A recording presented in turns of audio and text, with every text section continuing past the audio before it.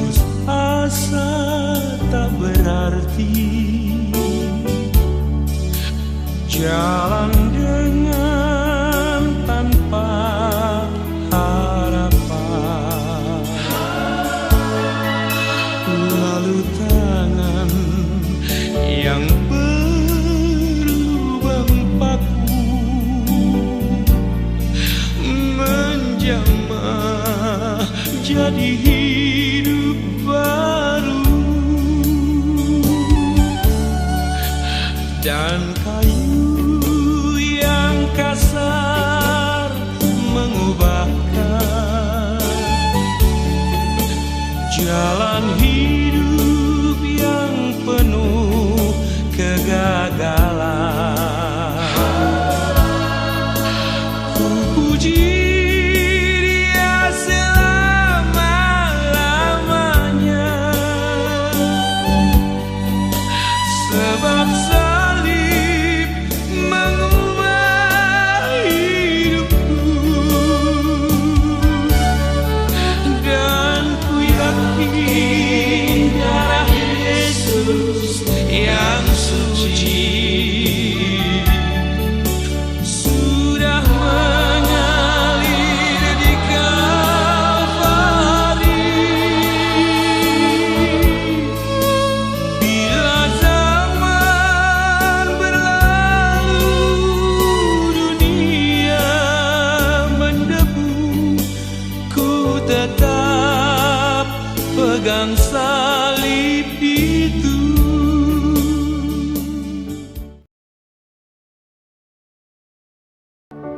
Takkan pernah ada kasih di dunia seperti kasih-Mu Tuhan.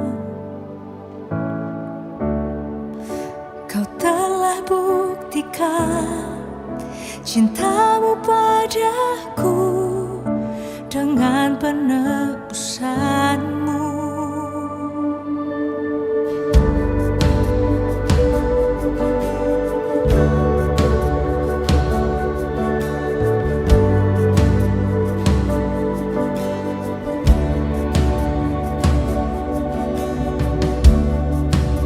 Takkan pernah ada kasih di dunia seperti kasih-Mu Tuhan.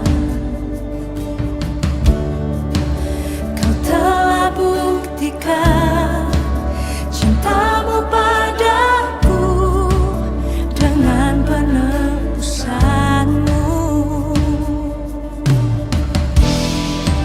Jauh di lubuk hatiku ingin ku katakan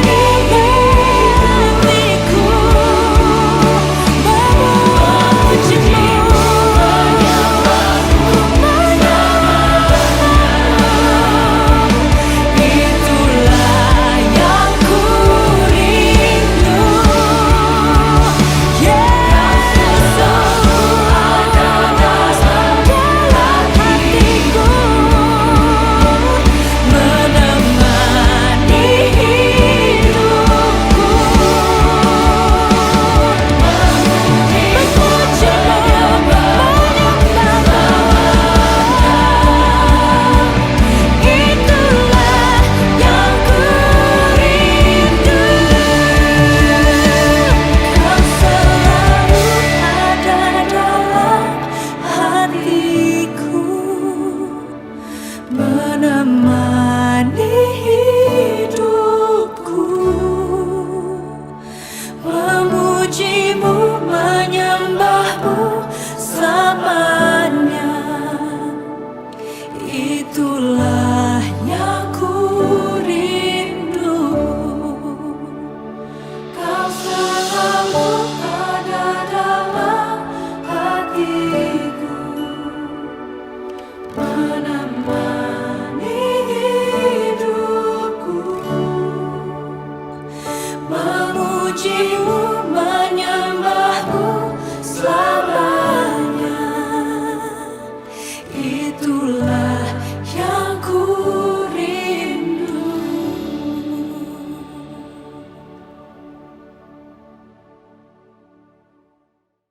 Bapa di surga, dikuduskanlah namamu, jadilah kehendak-Mu di bumi seperti di surga. Bumi sedang tidak baik-baik saja Tuhan, tapi kami percaya penyertaan Tuhan nyata dalam hidup kami.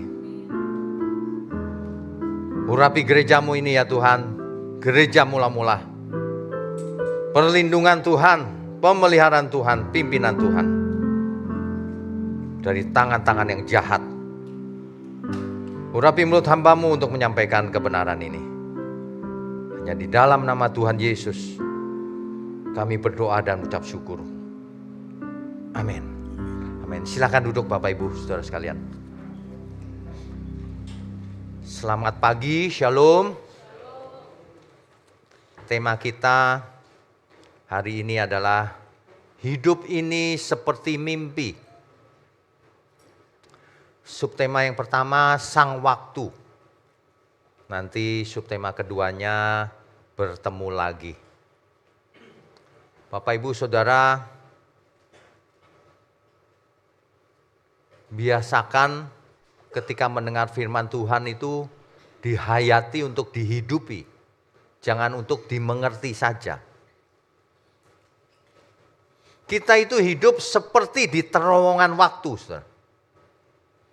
Time tunnel, terowongan waktu, yang berjalannya satu arah.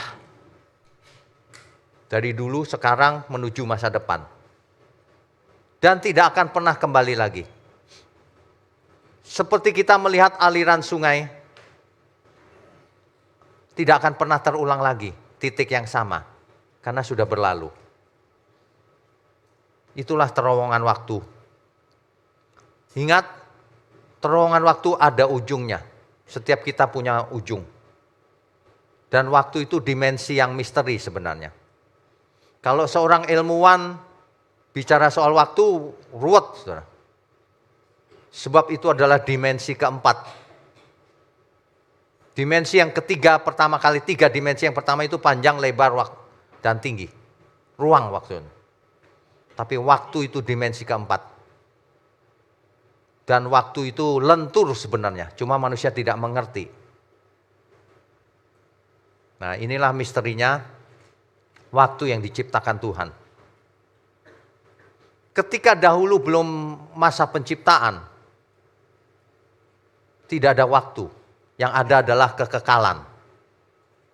Tapi ketika diciptakan Tuhan, ada terowongan waktu, dimensi waktu tercipta. Dan iblis dikurung di dalam dimensi waktu. Iblis jatuh dari surga, jatuh dari kekekalan, masuk ke lorong waktu. Dia terkungkung dalam lorong waktu. Artinya apa? Artinya waktunya iblis terbatas, tidak kekal lagi. Menunggu hari itu tiba, penghakiman. Judgment Day, ketika Tuhan Yesus datang kembali. Itulah akhir dari si iblis. Hari ini dia masih berbahaya. Tapi tunggu saatnya. Ketika Tuhan Yesus datang, dimensi waktu diakhiri. Kita masuk ke zaman baru. Ke waktu yang baru. Saudara.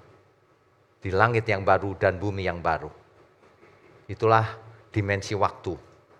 Sang waktu ini tidak bisa diperbaharui. Termasuk aset yang tidak bisa diperbaharui. Non-renewable asset. Jadi kalau seperti baterai, kalau baterai itu habis, tidak bisa di-charge ulang. Kecuali baterai yang rechargeable ya. Nah, umur kita itu seperti itu. Berkurang terus, tidak bisa dicas ulang. Tetapi manusia punya kehendak bebas. Manusia diberi kehendak bebas untuk hidup seperti apa. Nah, ini masalahnya. Karena dimensi waktu itu terbatas, manusia punya kesempatan jadi terbatas. Ya. Manusia yang hidup di dalam lorong waktu terbatas umurnya. Dan ini hendaknya membuat kita gentar sebenarnya. Waktu yang kita miliki itu tidak panjang, terbatas. Dan itu ada maksudnya. Kenapa kita hidup? Ada maksudnya, ada tujuannya. Jangan hidup asal lewat saja, waktu demi waktu berlalu, lewat saja gitu. Ngomong-ngomong ini udah hari Minggu lagi. Perasaan minggu kemarin, baru kemarin ya. Cepat sekali loh saudara. Tiap hari itu cepat sekali berlalunya. Lorong waktu ini seolah-olah makin cepat gitu jalannya. Padahal enggak, jam ya segitu-gitu aja. Kalau manusia umurnya, usianya lanjut ya, biasanya waktu makin cepat tuh. Makin dekat kesudahannya. Kalau orang menghayati hal ini, pasti nggak berani sombong. Jadi kalau orang sombong itu betapa bodohnya dia. Karena tidak ada yang bisa disombongkan dalam hidup ini. Kalau kita menyadari hal itu, justru kita merendahkan diri. Tuhan, aku tidak punya apa-apa. Yang kubutuhkan hanya Engkau. Mestinya begitu kan? Ada amin semua? Mestinya begitu. Iblis dibuang ke lorong waktu. Ada di dalam ruang waktu yang sama dengan kita. Apa maksudnya? Maksudnya supaya kita berhati-hati. Supaya kita diuji ketaatan kita. Apakah kita benar mengasihi Tuhan atau tidak. Itu Eden diciptakan Tuhan itu sengaja loh saudara. Sengaja di tengah-tengahnya Eden. Bukan di pinggir, bukan di pojokan. Di tengah-tengahnya ada 2 pohon. Pohon pengetahuan yang baik dan yang jahat, dan pohon kehidupan. Sengaja loh itu. Kenapa? Karena manusia harus diuji. Jadi Bapak Ibu Saudara jangan pernah berharap hidup ini tidak ada ujian. Setiap kita harus diuji. Supaya lulus harus diuji. Supaya jadi anak Allah harus diuji. Ya. Mau pakai kata ujian, mau pakai kata pencobaan, sama saja itu. Sebab Alkitab mencatat Tuhan mencobai. Mencobai Abraham, mencobai Israel, mencobai kita semua. Mencobai dengan maksud baik, supaya kita lulus. Makanya banyak orang nggak mau pakai kata mencobai, menguji kan, ujian. Sama aja sebenarnya. Teks aslinya nggak dibedakan, menguji dan mencoba itu. Ngetes.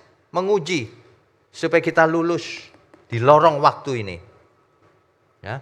Makanya ada istilah memento mori. Bapak Ibu Saudara pernah dengar memento mori? Enggak pernah ya? Saya ulang lagi ya, memento mori. Udah pernah dengar? Oh benar, barusan ya. Memento mori itu bagus loh. Cuma sayang. Banyak orang itu tidak suka membicarakan kematian. Takut. Ngomong aja takut. Jangankan kematian Pak. Dengar kata angka 13 aja takut aku. Angka aja takut. Bagaimana ini? Saya kalau ke mall kemana gitu ya. Anak saya kasih tahu. Lihat nih. Lihat nih orang-orang ini. Matematika aja nggak bisa. 1, 2, 3, 5. Nggak bisa kan? Nah, kamu lebih pinter. Nggak bisa matematika. Kok 4-nya nggak ada? Nggak belajar matematika dulu. Itu takhayul itu banyak di dunia ini. Heran orang takut sama takhayul tapi nggak takut sama Tuhan. Kok bolak-balik dunia ini. Padahal lorong waktu ini dahsyat loh, mengalir dengan secepatnya. Tidak nunggu-nunggu. Orang mau nunggu gitu nggak bisa, dia jalan terus. Nanti sebentar lagi, minggu depan lagi. Itu. Ya. Jadi itu sebabnya Bapak Ibu Saudara, saya sarankan sering-sering foto. Sering-sering foto. Fotonya disimpan gitu ya. Nanti dianimasi gitu. Dari tahun berapa ke tahun berapa. Makin ganteng apa makin enggak? Pasti makin berubah wajahnya. Pasti. Iya kan? Mulai kerut-kerut, rambutnya mulai memutih. Kan gitu. Nggak bisa dihindari, saudara. Sang waktu ini anugerah sebenarnya. Karena kita dikasih waktu, artinya kita dianugerahi Tuhan kesempatan. Kesempatan untuk menjadi anak-anak Allah. Tujuan utama itu jadi anak Allah.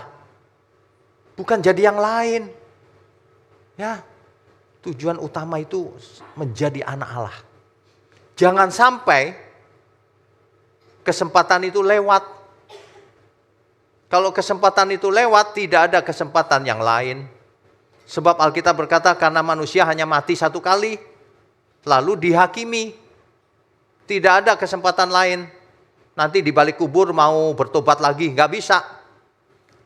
Karena orang kaya yang di alam maut yang diceritakan Tuhan Yesus itu, sudah tidak ada kesempatan untuk bertobat. Bahkan, ia mau kasih tahu ke saudaranya yang masih hidup, supaya jangan mengalami hal yang sama. Tidak bisa. Ada jurang yang tak terseberangi. Dunia orang mati dan dunia orang hidup. Tidak bisa. Ya. Jadi kalau hari ini saudara melihat, bisa loh Pak, itu engkongku dipanggil tuh. Tampil suaranya suara engkongku, bener tuh. Hati-hati saudara. Kemungkinannya ada dua. Yang pertama, kemungkinan si engkong ini tidak masuk surga. Dia ada di alam maut. Makanya bisa dipermainkan iblis. Itu kemungkinan pertama, belum tentu pasti. Kemungkinan kedua, itu adalah roh jahat yang menyamar. Makanya tidak usah main-main yang begitu itu. Yang kita takutkan itu hidup yang sekarang ini, bukan yang nanti. Yang sekarang ini, kalau Tuhan berkenan, yes, kita punya rumah di surga. Tapi kalau hari ini fasik, kita juga sudah tahu akibatnya apa. Kebinasaan kekal. Ya kan? Nah, waktu ini anugerah loh saudara. Jangan disia-siakan. Waktu berjalan terus, tiba-tiba semuanya berakhir. Ya. Memento mori, artinya ingatlah hari kematianmu.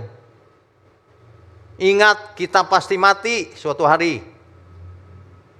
Dan itu tidak perlu ditakuti, yang kita takuti itu hidup yang sekarang ini. Apakah yang kuhidupi sekarang ini Tuhan berkenan atau tidak? Nah itu. Jadi kalau aku bicaraku ini berkenan gak ya Tuhan ya? Nah itu yang kita takutkan. Kalau soal mati, gak masalah. Kecuali orang fasik. Kalau orang fasik sebaiknya gentar mulai sekarang. Sebab kalau enggak percuma. Sampai di alam maut meraung-raung selama-lamanya. Tidak ada pengampunan lagi. Ya, hati-hati ya saudara ya. Kita itu, saya pengen buat itu sih. Tadi itu foto dari tahun ke tahun. Pasti berubah dong wajahnya, masa gak berubah? Emangnya dari plastik gak bisa berubah? Kan berubah. Dulu jalannya tegak, mungkin sekarang sudah agak bongkok dikit. Ya kan?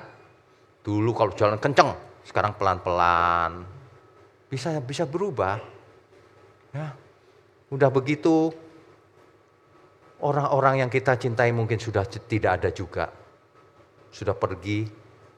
Mungkin orang tua kita juga sudah pergi. Ya, hidup ini tragis loh saudara. Hidup ini tidak bisa diharapkan. Makanya orang yang mengharapkan hidup ini, dia tidak mengerti bahwa kita pasti meninggalkan hidup ini. Berpisah. Tetapi untuk orang benar, kita bertemu lagi di Firdaus. Amin ya. Itulah yang menghibur. Yang menjadi penghiburan bagi kita semua. Memang kita berpisah, tapi nanti kita bertemu. Nah, jadi mumpung masih ketemu sekarang, ayo belajar mengasihi satu sama lain. Ya, yang musuhan udah berhenti, yang buat jahat berhenti sekarang juga. Korbankan hidup kita sebagai persembahan yang harum di hadapan Tuhan. Orang yang tidak bisa berkorban, dia orang fasik. Enggak Pak, aku enggak jahat, diem aja. Itu orang fasik. Sebab semua yang ada pada kita ini milik Tuhan. Katakan amin. Harus dipakai untuk Tuhan. Makanya jangan pelit sama sesama. Tapi juga jangan boros. Itu milik Tuhan semuanya. Banyak orang itu boros kalau sama dirinya sendiri. Tapi sama sesama pelit. Orang fasik itu. Coba belajar dibalik. Boros sama sesama. Pelit untuk diri sendiri. Dibalik dulu sementara. Tapi itu juga nggak boleh. Harus pas penggunaannya. Nggak boleh pelit dan nggak boleh boros. Apa kata Tuhan aja. Ya. Amin. Itulah persembahan yang benar. Itulah ibadah yang sejati. Mempersembahkan hidup kita. Hidup yang kudus, berkenan kepada Tuhan. Itu persembahan. Jadi jangan sampai setiap kita masih punya persepsi persembahan itu memberi uang di gereja. Habis itu yang lain bukan persembahan. Justru persembahan utama itu ketika tidak di gereja, bagaimana kita hidup sehari-hari. Waktu berjalan terus ingat TikTok, umur nambah terus. Apalagi kalau di check up, mungkin keadaan kita sudah tidak baik loh. Banyak orang merasa baik-baik saja kan? Bagaimana kabarnya Pak, Bu? Baik, sehat. Kapan check up terakhir? Enggak pernah. Loh, maksudnya apa? Memang sehat bisa pakai iman. Banyak orang yang enggak ketika check up langsung ketahuan. Jantung, stroke dan sebagainya. Langsung ketahuan. Makanya kita itu sebenarnya ya, hidup ini benar-benar anugerah loh kalau masih punya waktu. Ya, dijaga kesehatannya, dijaga mulutnya, dijaga kelakuannya. Hidup ini harus jadi berkat. Kalau soal nanti berpisah, kita pasti berpisah. Ya. Tapi kita bertemu lagi. Hendaknya itu terus diingat. Sehingga ketika hari itu tiba, perpisahan itu tiba, kita sedih juga. Tapi sementara sedihnya, nanti aku ketemu lagi. Gitu. Bayangkan kalau kita berpisah, tidak akan ketemu lagi selama-lamanya. Aduh Tuhan, kenapa hidup ini begini? Ya, jangan takut saudara. Tuhan menyertai kita. Roh Allah yang maha tinggi, Roh Kudus ada pada setiap kita. Dicurahkan 2000 tahun yang lalu, Pentakosta. Tidak ada Pentakosta keberapa lagi. Sekali untuk selamanya. Setiap orang yang menerimanya diberi kuasa supaya menjadi anak Allah. Dicurahkan Roh Kudus sebagai tanda milik. Sebagai tanda milik Tuhan. Yang akan memimpin kita kepada seluruh kebenaran. Itulah Roh Allah yang maha tinggi yang sekarang tinggal dalam diri kita. Itulah Roh Allah yang membangkitkan Tuhan Yesus. Yang nanti kita juga dibangkitkan oleh Roh yang sama yang sekarang tinggal dalam diri kita. Roh Allah yang maha tinggi, Roh Kudus. Amin ya. Kita beri kemuliaan untuk Tuhan.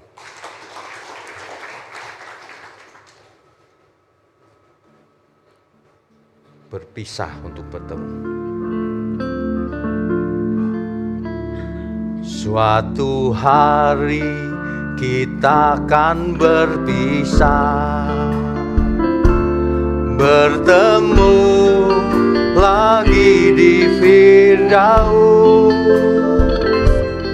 Tak ada lagi air mata, kesedihan dan penderitaan. Hidup ini jumpa sementara, berpisah dalam kefanaan. Segalanya akan ditinggalkan sampai nanti di dunia baru. Hidup ini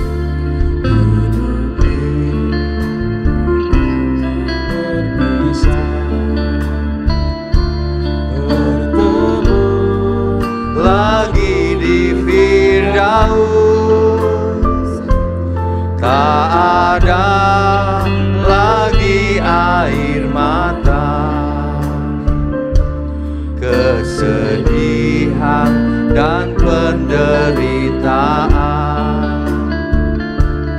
Hidup ini jumpa sementara, berpisah dalam kefanaan. Segalanya akan ditinggalkan sampai nanti di dunia baru. Hari itu kita akan bahagia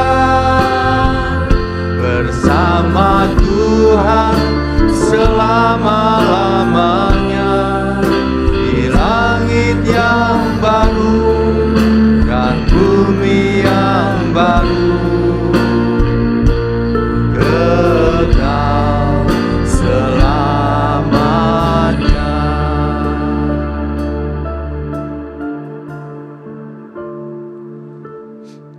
Saudara pernah nonton film nggak? Film itu kalau di pertengahan cerita itu belum tentu menyenangkan. Seringkali susah dan sebagainya. Tapi akhirnya happy ending. Begitulah setiap kita harusnya. Jangan udah susah di dunia, nggak happy ending lagi di surga. Di dunia gagal total, susah hidupnya, mati masuk neraka. Aduh kasihan deh lo. Janganlah saudara ya. Di dunia ini mau miskin semiskin-miskinnya apa, nggak masalah. Susah makan Pak saya, nggak masalah. Paling kurus, udah. Oh, kayak saya kurus gitu, nggak apa-apa kok. Nggak masalah. Menderita di dunia ini nggak masalah. Cuma berapa puluh tahun. Yang penting nanti kita dijemput oleh Tuhan ketika kita menutup mata. Amin ya. Mestinya begitu loh.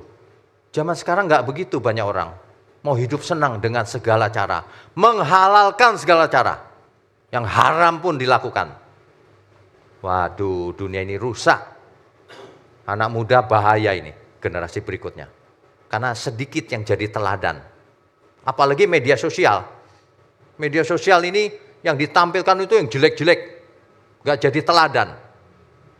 Waduh. Anak muda tidak suka lagi khotbah-khotbah begini. Sukanya yang hura-hura. Seolah-olah dunia ini baik-baik saja gitu. Nanti kalau terjadi apa-apa, frustasi, depresi akhirnya. Karena tidak realistis. Hidup ini harus realistis. Dunia ini sudah jatuh dalam dosa. Pasti banyak masalah. Masalah ekonomi, masalah kesehatan, keamanan, dan lain sebagainya. Yang saya lihat terakhir-terakhir ini ya, makin hari makin luar biasa itu ya. Hoax. Orang berani bohong loh terang-terangan. Waduh, berita-berita banyak yang bohong juga tuh. Wah, mengerikan. Orang termakan loh, anak-anak muda termakan loh. Saya ajak ngomong tuh ngotot dia dengan hoax itu. Aduh Tuhan, ini bagaimana menyelamatkannya ya. Nanti ya kau baru tahu. Suatu hari kalau kau berusia mulai lanjut, semuanya sudah pergi, orang tuamu pergi, dan kau sendirian gak punya Tuhan, baru kau tahu nanti. Masih muda tidak cari Tuhan.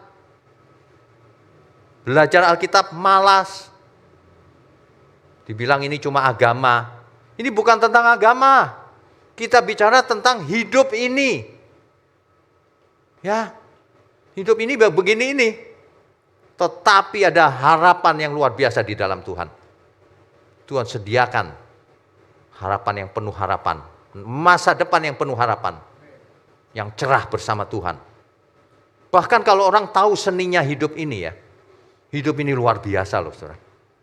Di dalam segala masalah itu kita bisa hidup merasakan damai sejahteranya Tuhan. Aku tenang loh. Banyak masalah gak masalah. Kenapa? Karena penyertaan Tuhan nyata dalam hidup kita. Ada Roh Kudus dalam hidup kita. Merasa gak ada Roh Kudus? Enggak Pak, gak bisa dirasain. Ya bagaimana? Sesuatu yang tidak terlihat belum tentu tidak ada. Apalagi Roh Kudus pasti ada. Makanya saudara kalau malam ya sudah sendirian, hati mulai tenang, pikiran mulai tenang. Doa sama Tuhan. Tuhan, dunia ini banyak masalah, tapi aku tahu engkau besertaku. Aku tidak bisa melihat engkau, tapi aku tahu engkau ada di sini. Yakin. Mantap. Saya sangat percaya dan merasakan bahwa Tuhan ada beserta kita dalam segala hal. Dan itu sudah dibuktikan. Ada banyak hal dalam hidup kita, iya ya. Ini pasti karena Tuhan. Kalau enggak mungkin. Enggak mungkin kita bisa melewati banyak hal kalau tanpa Tuhan. Makanya dalam hidup ini carilah Tuhan. Sementara hidup di dunia ini dengan banyak masalahnya, fokusnya yang di atas. Makanya tidak heran firman Tuhan berkata, pikirkan perkara yang di atas, bukan yang di bumi. Maksudnya, fokuskan hidup kita untuk di atas, sementara hidup di bumi. Maksudnya itu. Udah gitu ya. Keluarga aja nggak benar, apalagi jadi berkat banyak orang. Di keluarga aja nggak jadi berkat. Bagaimana mau jadi berkat bagi dunia? Ini para suami, para istri dengerin baik-baik. Harus jadi berkat di dalam keluarga kecil, baru bisa jadi berkat bagi banyak orang. Yang kecil aja nggak bisa, bagaimana mau jadi besar? Padahal hidup ini sementara. Jumpa sementara. Kata orang jodoh di tangan Tuhan. Tidak, kita yang pilih. Sebagian Tuhan yang jodohkan, betul. Dijodohkan, kita yang milih. Berantem. Aneh gak sih? Berjumpa sementara, berantem. Sementara loh padahal. Mestinya kita jumpa itu sementara ya. Bayangin begini. Waduh, besok dia pergi meninggalkan aku. Pasti dilus-lus deh kalau begitu. Ini enggak. Udah lihat tiap hari, bosan gue lihat tuh. Diajak berantem lagi. Nanti kok nangis, kalau mati nangis-nangis di kuburan. Waduh, saya pernah cerita enggak ya? Saya temenin ada jemaat kita sakit, parah. Malam hari mulai jam 9. Di rumah sakit saya tungguin karena enggak punya keluarga lain. Saya tungguin, istrinya nangis-nangis terus. Aduh bu, udah kita doa serahkan sama Tuhan aja. Sampai besok paginya jam 9 pagi dipanggil Tuhan. Marah-marah sama saya, istrinya. Saya nggak mau tahu pokoknya. Pokoknya dia harus bangkit. Saya sampai, loh, wah kalau saya bisa bangkitin nggak ada orang mati di dunia ini. Semua saya bangkitin. Gak bisa bu, itu keputusan Tuhan. Enggak, pokoknya aku nggak mau. Loh nggak mau gimana? Saya juga nggak mau. Emangnya saya mau orang mati ya? Nggak mau lah. Cuman aduh saudara, itu kalau orang nggak diajar dari sekarang ya, bisa begitu loh. Nggak mau terima kenyataan. Dia menghindar dari fakta. Kita hadapi saja dengan tangisan air mata. Aduh Pak, kenapa kamu tinggalkan aku? Tapi nggak apa-apa lah, nanti suatu hari kita ketemu lagi. Nah, kan begitu. Nangis itu wajar kok. Sedih itu wajar. Tapi di balik kesedihan ada kemuliaan kekal bersama Tuhan. Itu yang membedakan orang dunia dengan orang percaya. Ya. Makanya lirik ini sengaja ditulis begini nih. Hidup ini jumpa sementara, berpisah dalam kefanaan, segalanya akan ditinggalkan sampai nanti di dunia baru. Suatu hari kita akan berpisah, bertemu lagi di Firdaus. Tak ada lagi air mata, kesedihan dan penderitaan. Hidup ini jumpa sementara, berpisah dalam kefanaan, segalanya akan ditinggalkan sampai nanti di dunia baru.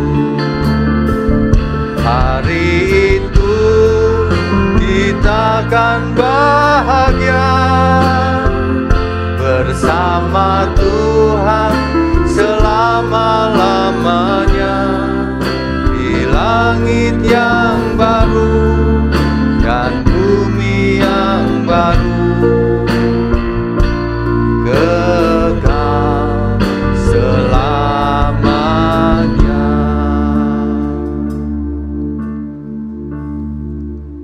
Saudara, kalau kita sadar tentang kefanaan dunia ini, itu bagus. Firman Tuhan berkata begini, lebih baik ada di rumah duka daripada di rumah. Kenapa?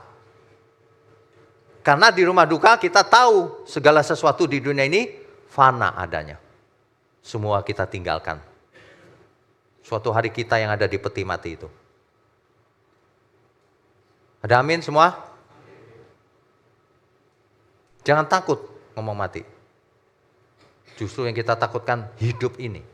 Saat ini aku hidup Tuhan. Aku takut kalau hidupku ini tidak berkenan bagi Tuhan. Mati gak usah dipikirin. Itu urusan Tuhan. Kapan kita dipanggil terserah Tuhan. Ya. Hidup ini sebenarnya melayani, saudara. Kalau tidak melayani itu bukan hidup namanya. Banyak orang itu sebenarnya mati meskipun masih hidup. Gak melayani Tuhan. Hidup buat dirinya sendiri itu mati rohnya, saudara. Tetapi orang benar, dia hidup meskipun sudah mati. Itu bedanya. Orang fasik itu sudah mati meskipun masih hidup hari ini. Dia sudah mati di hadapan Tuhan, udah gak ada dia. Terkutuk. Terkutuklah orang yang tidak mengasihi Tuhan. Gak usah kita yang ngutuk, Tuhan yang ngutuk. Hati-hati anak istri, cucu, menantu semua. Kalau orang terkutuk, kutuknya itu mengaruh loh. Tuhan tidak mengutuk anak yang tidak berdosa, tidak. Tapi ia ada di lingkungan yang salah.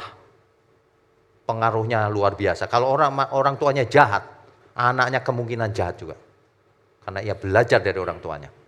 Kalau orang tuanya cinta Tuhan, anak-anaknya belajar cinta Tuhan juga. Ya, saya dari kecil, saya cuma berharap loh. Waktu anak saya baby semua, saya doain Tuhan. Biarlah anak saya ini jadi hamba Tuhan. Dari sejak muda, jangan kayak saya. Sudah usianya agak lanjut baru jadi hamba Tuhan. Ya, meskipun tidak salah juga, tapi lebih baik lebih awal. Ya. Tapi anak kecil itu memang apa ya? Tidak disangka-sangka loh. Dia itu mendengarkan khotbah papanya ternyata. Diam-diam itu menyerap. Sehingga pertanyaannya berat-berat. Pertanyaannya berat loh. Waduh. Pertanyaannya itu seperti orang gede, udah gede. Nanti kalau papa sudah selesai ngajar sampai kita wahyu, terus apa lagi dong? Habis dong gitu. Kok bisa mikir gitu ya? Oh masih banyak, kebenaran itu banyak. Nanti kita lihat ya. Banyak, Tuhan kita tak terbatas. Namanya juga anak kecil ya. Tapi itu luar biasa loh. Pertanyaannya itu berat-berat pokoknya. Pokoknya saudara kalau ditanya anak saya bingung jawabnya. Karena berat pertanyaannya. Ya. Hidup ini kuncinya diserahkan ke kita oleh Tuhan. Ayo, mau hidup cinta Tuhan atau tidak? Keputusan ada di tangan kita loh, saudara.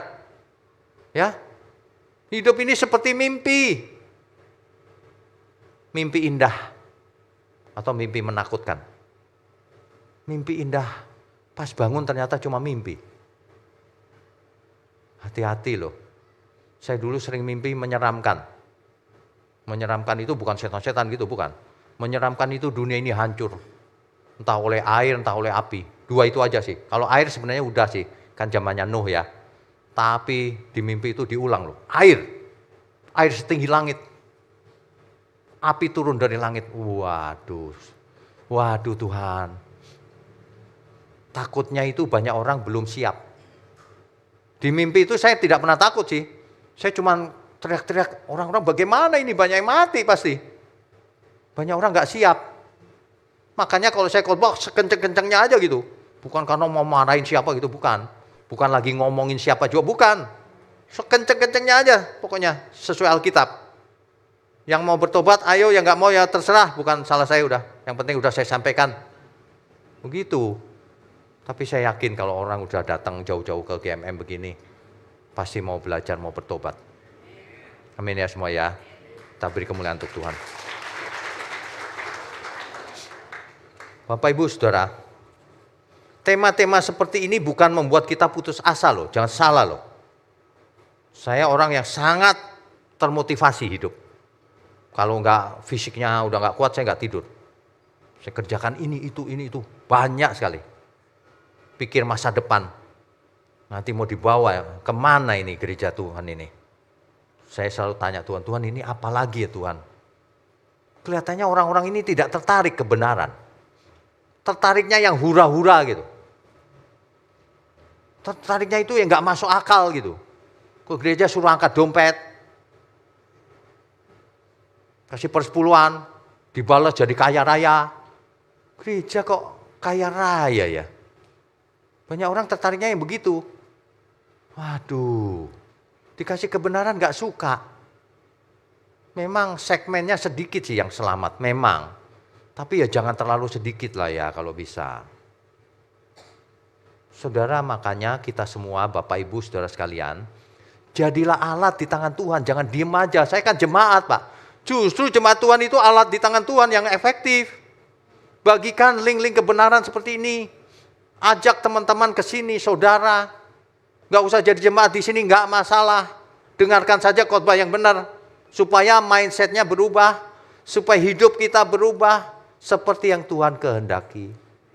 Gitu loh. Jadi kalau teman atau saudara Bapak Ibu ini ke sini mampir sebentar, gak apa-apa, gak usah ke sini lagi juga gak apa-apa.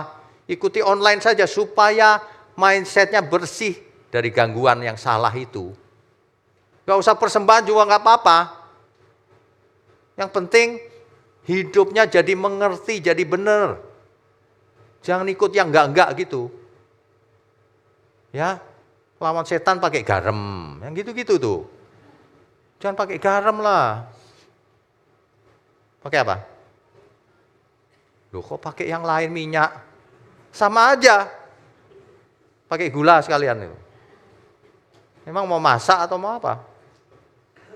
Setan itu gak usah dilawan, dia takut sama kita. Karena dia bisa lihat yang ini punya Roh Kudus. Yang ini gak punya nih. Nah, gak punya udah kelihatan. Sebenarnya manusia itu kelihatan yang kalau gak punya Roh Kudus tuh.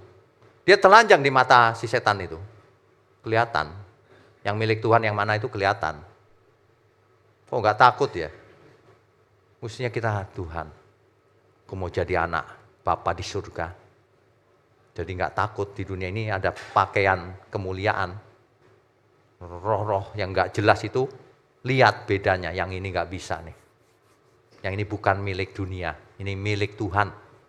Ya, udah tahu waktunya singkat. Masih suka ngulur-ngulur waktu, nggak mau bertobat. Udah tahu waktunya singkat, buru-buru cepetan. Saudara, kalau misalnya nih mau pergi ke luar negeri, pesawatnya sudah dekat. Kira-kira langsung buru-buru gak? Nanti dulu, tidur dulu, gitu. Saya pernah ya, suatu hari, berangkat kemana ya, saya lupa. Di bandara, ketemu sama sahabat, ngobrol dong. Ngobrol duduk bentar, gak taunya jam lewat kenceng. Tiba-tiba panggilan terakhir, waduh, panggilan terakhir. Saya ada di ujung sini, gate-nya ada di ujung sono lagi. Waduh, lari sekencang-kencangnya saya. Waduh, nyesel. Ngobrol enak-enak tadi, gak ada gunanya atau gak ngobrol.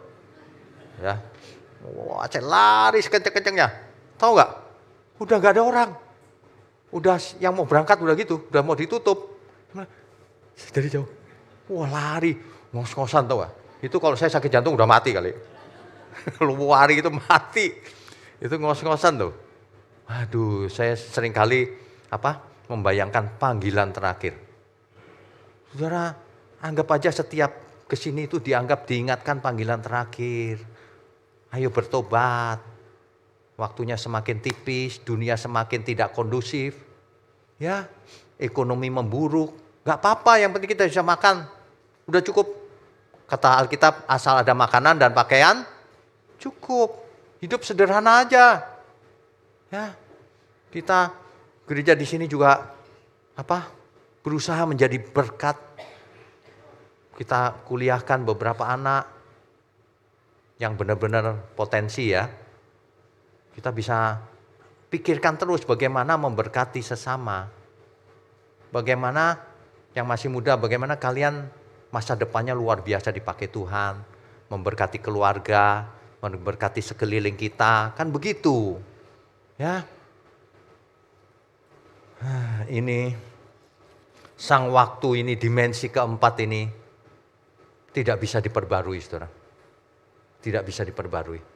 Tetapi kita bisa mungkin ngulur sedikit, mungkin bisa.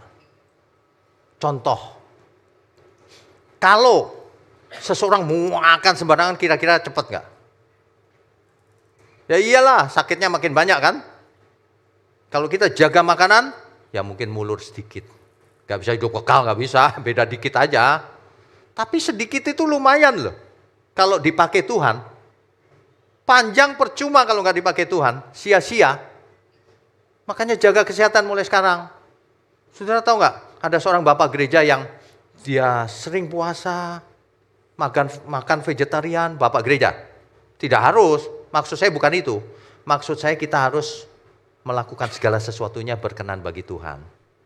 Baik engkau makan, engkau minum, engkau melakukan sesuatu yang lain, lakukanlah untuk kemuliaan Tuhan. Itu sebenarnya, ya. Jadi, yuk kita sama-sama belajar di sini. Jangan sampai ke gereja menjadi kebiasaan. Setiap ke gereja, ke GMM itu, aku mau kuliah nih. Nah, kuliah kehidupan. Belajar bagaimana hidup di hadapan Tuhan. Tapi harus dipraktekin, ya. Amin, saudara. Kita beri kemuliaan lagi untuk Tuhan. Bapa kami yang di surga, kami mengucap syukur dengan firman kebenaran yang secara teratur boleh kami terima dengan baik. Kami percaya kuasa Tuhan turun melalui firman kebenaran, mengubah setiap orang yang mendengarnya, yang mengerti dan melakukannya. Terima kasih, kami mengucap syukur untuk GMM Gereja Mula-Mula dengan pelayan-pelayan Tuhan yang tulus melayani Tuhan. Tuhan berkati seluruh keluarga kami, juga seluruh jemaat dimanapun berada. Tuhan berkati tangan-tangan yang mendukung pekerjaan-Mu ini Tuhan. Biarlah sebelum kami menutup mata, hidup kami sudah menjadi berkat. Terima kasih dan kelak bertemu kembali di Firdaus dan di surga kekal. Di dalam keluarga Tuhan yang luar biasa. Terima kasih.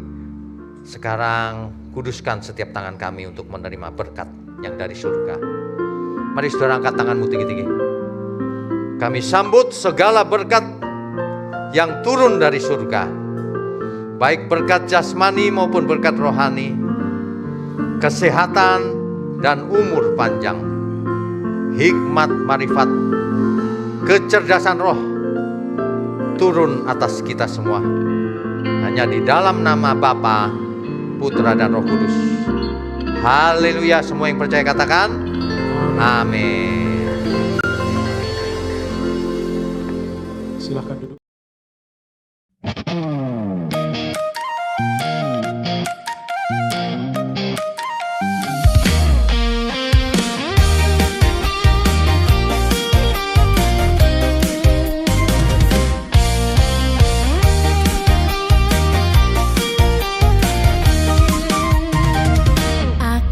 Bersyukur kepada Yesus memilikimu dalam hidupku. Meski musim kering tetap ada, Yesus sungguh setia.